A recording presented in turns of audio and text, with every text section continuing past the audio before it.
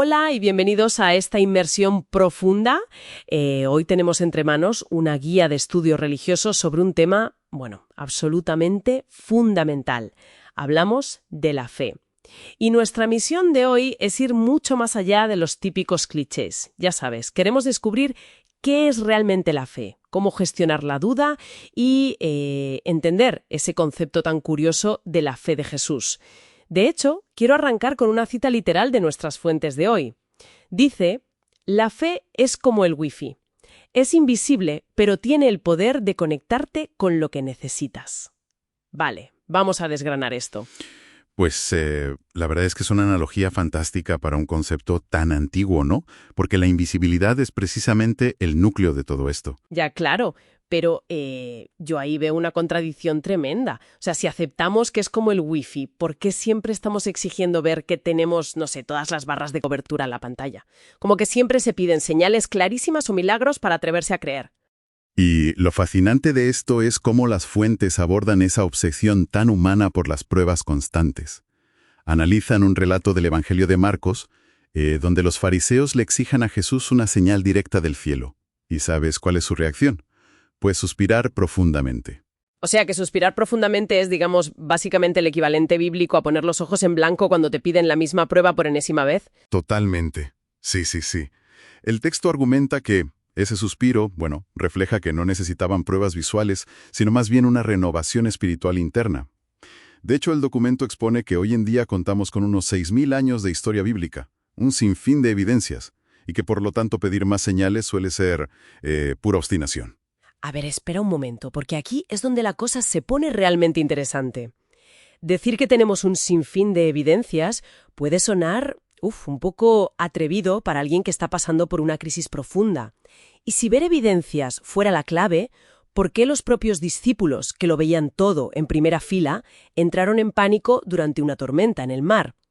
En cambio, el texto menciona a personas extranjeras, marginadas, como la mujer cananea o el centurión cuemano, que demostraron una fe inquebrantable sin haber visto casi nada. Pues esa es exactamente la paradoja que el texto quiere resaltar para explicar cómo funciona esto.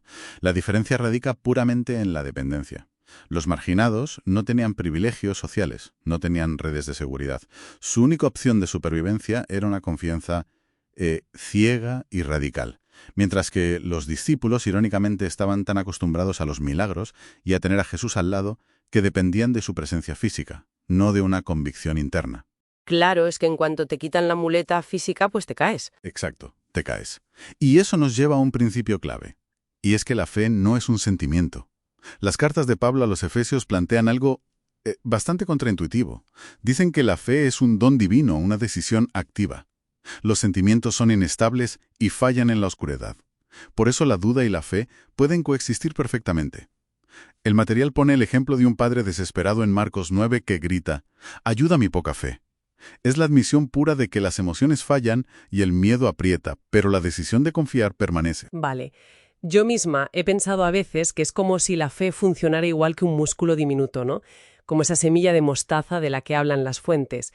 La lógica y las evidencias te sirven como calentamiento, pero cuando chocas contra un muro de dolor inexplicable, donde la lógica se acaba, ahí empieza el levantamiento de peso real. Las dudas son la resistencia. Pero llevar esa teoría a la práctica en el peor momento de tu vida, entonces, ¿qué significa todo esto cuando llegamos a la prueba final? Bueno, si conectamos esto con el panorama general, llegamos al clímax teológico del texto. El libro de Apocalipsis plantea un concepto definitivo. No habla solo de creer en Jesús, sino de tener la fe de Jesús. Fíjate que es una simple preposición, pero cambia por completo las reglas del juego. Cambia todo, ¿sí?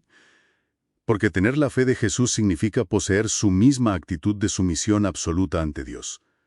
El texto usa la agonía en el jardín de Getsemaní para explicar el mecanismo de esto.